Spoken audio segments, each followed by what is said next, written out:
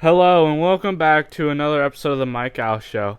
We're 2 rounds into the March Madness, with the first round being Thursday, Friday, second round being Saturday, Sunday. So I'm gonna do a quick review over those. So first of all, you have Alabama against Texas A&M Central or CC. Obviously they won, and Brandon Miller in that game had 0 points. That's how scary this Alabama team is. Their best player didn't even play. West Virginia choked a lead against Maryland, but Maryland, I'll give it to them. Charleston, San Diego State. San Diego State has really surprised me. I figured Charleston, after how good they've played, would have beat them. Furman hit a clutch three with 2 seconds to go to beat Virginia. I had them winning anyway, so that is good. Creighton beat NC State. Baylor beat UCSB. Missouri beat Utah State after losing or being down by 10 plus points in the first 5 minutes. This is the biggest upset of the tournament, I think. Arizona losing to Princeton. Princeton, nobody saw this coming, and I personally had Arizona in the championship game. Most people had Arizona going far. The only team up in this bracket that could compete with Arizona was Alabama, so that's surprising. And shocker, Purdue lost to FDU. I mean, they could, if they were standing in the middle of an ocean on a boat, they wanted people to hit the water. That's how bad they were shooting. Fletcher Lawyer, what was that three that you shot with 2 seconds to go, or with like 10 seconds to go, shooting it double clutch over your head? And I've heard that people say that it was a pass to Zach Edey, but why would you be passing to Zach Edey when you're losing by 3 points with only 10 seconds to go? Because you got to foul anyways if you miss, so it didn't matter. And we all knew Purdue's downfall was going to be them not being able to hit a shot to save their life, not being able to hit threes. And that's exactly what happened. I mean, this is typical Purdue. Lose 3 years in a row to a double-digit seed, losing to St. Peter's last year. And I guess before the COVID year, they lost to Northern Texas. So that's not a surprise. And speaking of St. Peter's, a 15 seed. This is the third year in a row a 15 seeds made it, and St. Peter's made it to the Sweet 16 last year, and Princeton did it again. So that's good for them. So FAU beat Memphis, which is kind of surprising because most people had Purdue against Memphis and then Memphis beating them, but obviously neither one of them won. So that's interesting. Duke beat my dark horse team and murdered them by 20 points. That's not fun. Duke looked really good in that, but not so good against Tennessee. Tennessee just barely beat Louisiana. And then Kentucky surprisingly showed out and beat Providence. Kansas State beat Montana State. Michigan State, which was surprising, beat USC. And Marquette beat Vermont. And Michigan State somehow beat Marquette. I figured Michigan State would lose first round. They're not that good of a team.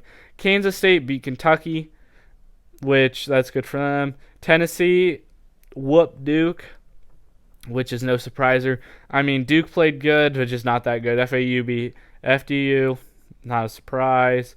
Princeton beating Missouri, that is a surprise. Creighton beat Baylor, pull off the upset. San Diego State beat Furman, no shocker. And Alabama wrecked Maryland. That's no surprise either. And then Houston beat Northern Kentucky, which was a very close game. At one point, Houston was losing to Northern Kentucky, but somehow pulled ahead.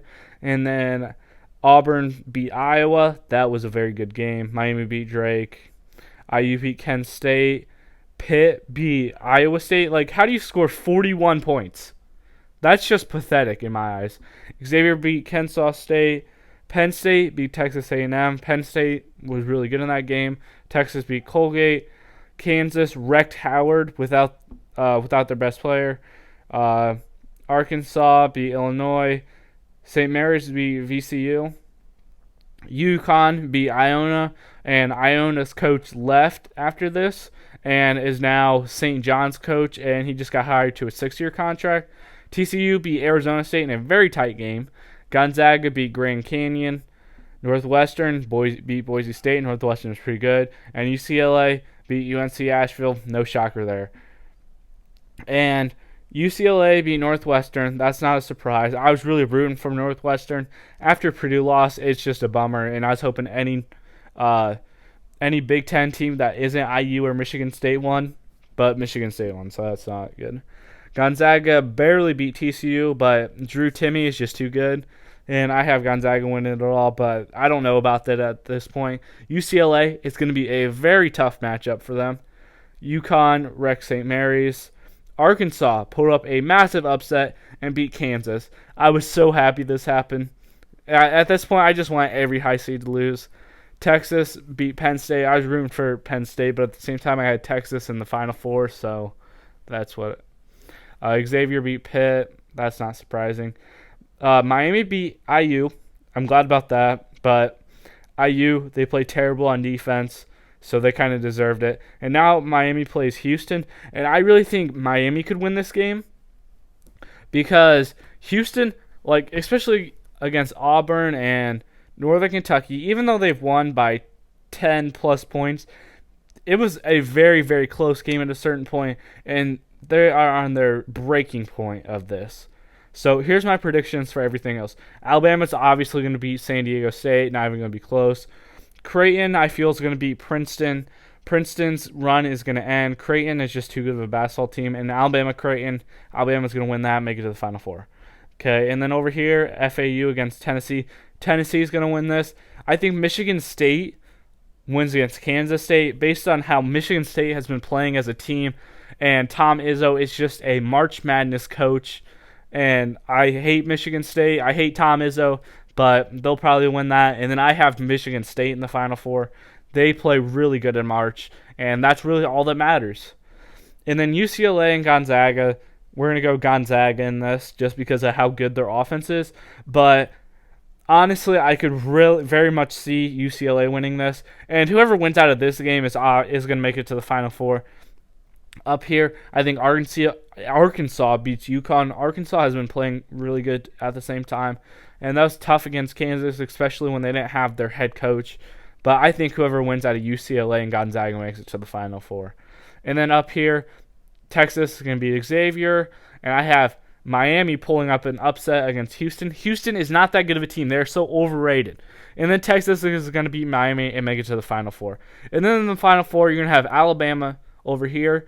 And whoever wins out of that Gonzaga UCLA game over here. And yeah, that'll be a very interesting matchup in my eyes. And once it comes down to that, I will make my prediction. Well, that's all I have.